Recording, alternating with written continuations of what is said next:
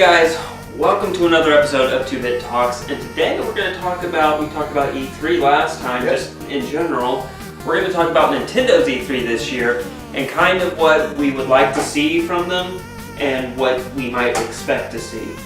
And I'll start this off, and with me personally, what I would like to see from Nintendo is, now first off, their launch was huge, successful, great. The Switch had a successful launch, and they have games coming out. You just had Mario Kart 8 come out. You have Splatoon 2 coming out, and I feel like this is them testing their servers because these are two multiplayer-focused games. So definitely want to make sure your online is up to par and working and great, because these games actually come out in the summertime, right before fall, and fall's when their subscription is going to kick in. So free internet for the summer, fall comes around, that's when you're going to start having to pay to play online. So I think this is a great time for them to test that out. So that's what we know what we're getting, and we know at the end of the year we're getting Mario Odyssey, but what I'm worried about, I haven't seen much third party, like in a big way.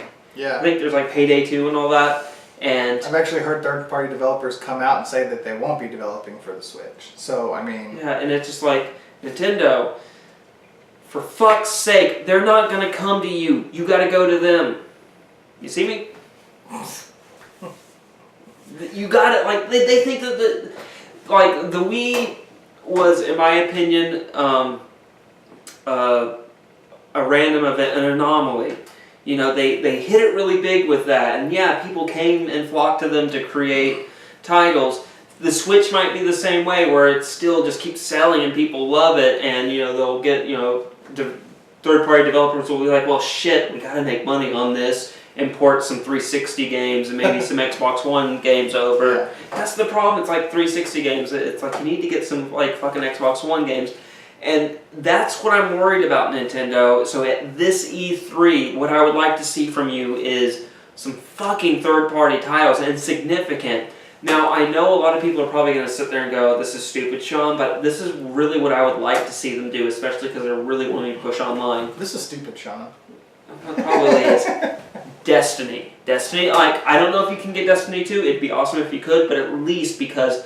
the Switch, I was about to say the Wii U, the Switch is at least on par, if not, from what I've read, a little weaker than the Xbox One. Even then, it's way more powerful than the PS3 and the 360, which have Destiny 1 on it.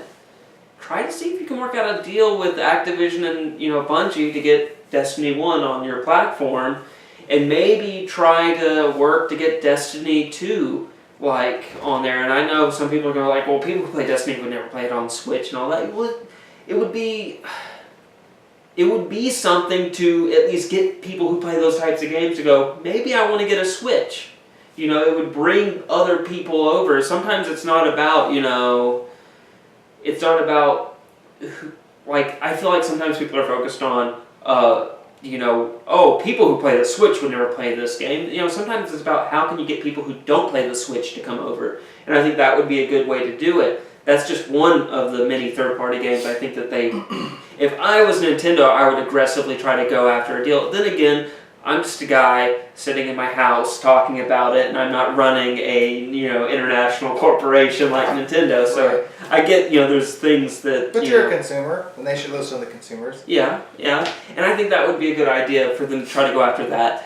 That's what I would like for them to do. What I expect, honestly, is just them to show us awesome first-party games where we're going to be like, oh, I can't wait to get that, I can't wait to get that, and some awesome second-party titles, and then we're going to get some like 360 or maybe Xbox One, PS4 ports from third parties. Well, hell, Capcom's coming out with fucking Street Fighter 2. You know, Street Fighter 2, that awesome game that came out on Sega Genesis and Super Nintendo. A great game, but come on, like, really? Like... Digital library? Digital library, it's just, I mean... It's just, like, Nintendo still thinks that they should come to them, and it's like, Nintendo, you haven't had that, like, Nintendo came in with their original project, the Nintendo Entertainment System. That was when the video game market had crashed. There was no one else around. They were the only game in town. Game, get it, video games. And Sega Genesis, I don't get it. Sega Genesis came around and showed that, hey, someone can challenge Nintendo for the crown, and then fast forward, PlayStation came around and took the third parties away from them completely. And Nintendo since then has thought, oh no, they need to come to us. Because they're still in that 1980s like mindset. They come to us. We don't come to... Every now and then they'll go out and they'll like do a deal like, during the GameCube era, they did a deal with Capcom where they got all the Resident Evil games on the GameCube at that point in time. So they will sometimes reach out. But I think Nintendo, your overall policy should be to reach out to everyone. In fact, I think they only usually make deals like that. It seems, just me, I could be wrong, it seems with other Japanese companies, Maybe. like Capcom. But that's what I'm saying. That's what I hope that they wow me and they really get like a big game, like a Destiny or even a Grand Theft Auto 5 from Rockstar. It's on the 360 and PS3. The Switch. That would be a fun game to take portable. Yeah, get that. I mean, I know they have Skyrim. Skyrim, I think, is going to be a huge feature on it. But maybe. Skyrim's like, I want to sit down and play Skyrim for 6 straight hours, and the Switch only lasts 3 hours. Yeah, 3 hours on a charge when you're playing a taxing game like that. It's like 3 hours. But yeah, I was going to say, Skyrim I think is an awesome thing that they got on there. That's awesome. But I think Grand Theft Auto 5 is more relevant. Where Skyrim's a good game, but it's not as relevant as it used to be. And Grand Theft Auto 5 still has a huge following. It's still like every year it's still a top selling game. Even in fucking 2016 it was still a top seller.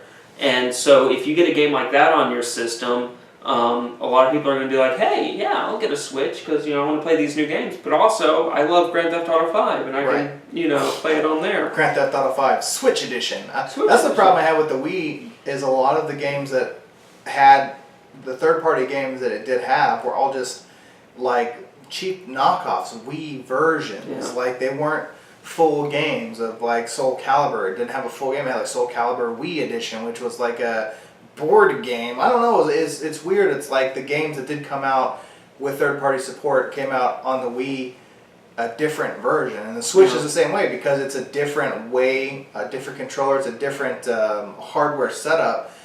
They'd want to take advantage of that hardware probably, and they'd port a game. It might not be the full game. It might be the Wii Switch edition of Skyrim. I don't know. So I'm still waiting to see a fully working, current gen port onto the Wii, onto the Nintendo Switch. Yeah, and another problem with that too. And I love Nintendo them trying to push and make new ways to play games, new gameplay mechanics. But the problem is the way they go about it, I feel, it works great for the games you make, but you really make it like, maybe it's just the way they go about it and designing their hardware, but they really make it to where developers are like, wow, we have to make a special port for this compared to our other ports where, sorry, third parties are looking, we want to be able to, like... Plug and play. Yeah, plug and play. They're wanting the easiest way to do it, the cheapest and easiest way to do it, which for the PS4 and the Xbox One, that's why when you look at the multiplats on both consoles, it really doesn't matter about their specs because the third-party developer is searching for parity between all of their different versions. So they're always roughly the same. Maybe one runs a little better on one system than the other, but for the most part, almost no difference at all, besides, I guess, the controller layout. And I feel like Nintendo, with the way they design their controllers and all that now, and the way they approach gameplay, which is awesome, don't get me wrong, I love it, kind of shoot themselves in the foot with third parties when it comes to that. Because then they're like, oh, well, now we, cool, I love that Nintendo's trying to say, hey, this is a new way you can create a game, which is what is needed in the gaming industry, I feel. But at the same time, it's like, is it just me, or they don't really give an easy way in for a third party to kind of... They're very insular. They're very insulated. Yeah, they want people to grovel to them and beg for them to let them work with Nintendo. They don't care. They're doing well with their in-house titles. Yeah, so. I think it's been a few years since I've seen them really try to support third parties. It might have been since the GameCube. That, like, with the deal they have with Capcom and all that, really, you're right, it does seem like we got our third parties and we got our second parties. oh, a third party, you want to be on our system? Okay, that's cool, I guess, but we're... they don't seem to like want them to succeed as much, I guess, but that's all. Is that all you? What are you like? What would you like to see from them, and what do you actually expect we're going to get from them? Well, I think the Switch, hardware-wise, has some room to grow. I think a cool thing that they could bring out in E3 is new peripherals. So let's say they bring out updated Joy-Cons, some other type of hardware peripheral that you can snap on. I know that the connectors on the side of the Switch, they don't have hard connections, like when they slide, whenever you slide it on there, it's the controller is wirelessly connected to the Switch. But if they had some hardware touch points on the side of the console, you could add peripherals that had extra sensors, you could add peripherals that had cameras in them, you could add different Joy-Cons with extended grips, more buttons, bigger joysticks. You could add Joy-Con grips that were like set up to as a racing wheel or a barrel and a trigger, so you could use the Switch that way. Which they do have, I think, for Mario Kart 8. I don't. Maybe it's out or not yet. I don't know. I didn't see it when I was at GameStop. I was looking at the back of my Mario Kart 8 Deluxe thing, and it showed the Joy-Con in a little steering wheel thing. Yeah. So kind of like, I guess, how the Wiimotes, remember the Wiimotes? Yeah. Yeah. Well, I'm thinking more of like different hardware peripherals that attach to the Switch. Oh, I see what you're saying, like attach a steering wheel. Attach it to the Switch. It's like a kickstand, or it's like an extra screen, or it's something like that. Now, if the Switch rails had hardware points on them that connected pieces of hardware accessories, then you could have direct connection to the Switch, and you could do something like port over an extra screen or shoot over information back and forth without having to rely on that shoddy wireless connection. Yeah. So, I mean, I'd like to see more hardware expansion. Like a kickstand replacement would be nice, like a new kickstand that had full range of movement that you could just attach, replace your old kickstand with, you know. Yeah. That'd be great. Kickstand? Yeah, like a because the talking about the little stand that I have. Switch Stand Plus or Yeah, whatever. Switch Stand Plus, because the kickstand on this one sucks. I was gonna add to that. I was just saying, you could get a Destiny 2 port. It'd probably be lower, and I just realized like there's a peripheral. Do what you did with the 64. They had the expansion memory to improve the hardware. Down the road, come out with a new dock, where when you dock the game, at least, like, you improve, it has hardware in it that gives the Switch a graphical and memory boost and all that good junk. It'd be cool to see more stuff you could attach to those rails. Yeah, that too. Yeah, or maybe Joy-Cons that gave the Switch a performance boost in the future, to where they could start getting games like that. Because I really think that's key. Imagine how people would act if it's like, hey, yeah, you can get Destiny on your Switch. Imagine playing Destiny on the go. I know I keep going back to Destiny, but that's just right now the only big game I can think of that has a huge community. Imagine they have Minecraft coming out, which has a big community. Minecraft would be cool, but imagine 2 Joy-Con-sized speakers. You clip them to the Switch, and your Switch turns into a stereo system that you could then use the screen. Is the screen touch capacitive? Is it capacitive? You use the screen to play music from it and stuff. Turn your Switch into a Bluetooth speaker. Of course, I've only been really playing Zelda, but I think in Zelda it's not really. It is a touch screen. Yeah. And I can use it to touch stuff, but it's like weird. They only, instead of making it completely touch screen, it's only like a few things I've noticed. But I mean, of course, you could always change that. It is, like you said, but yeah. Take advantage of the hardware, but bring more third parties in. Yeah, I mean, because you're gonna, I think you can be successful and get by with what you're doing, Nintendo, definitely, but if you want to reclaim the living room, if you want it to be where someone goes, you know what, I would like to buy a Scorpio or a PS4 Pro, but man, that Switch, it's for one, cheaper, it's unique, and hell, all the games I play online with my friends, it's on it, so... Yeah. And it's got these cool accessories. Like, if I wanted to, I could buy the speaker docks. Or if I wanted to, I could buy this third-party dock that works just like the Nintendo. These extra kickstands, these blah, blah, blah. Battery packs. That would be great if you could have 2 battery packs that clip onto the side of the Switch so that you can have extended battery life on your Switch. That would be great.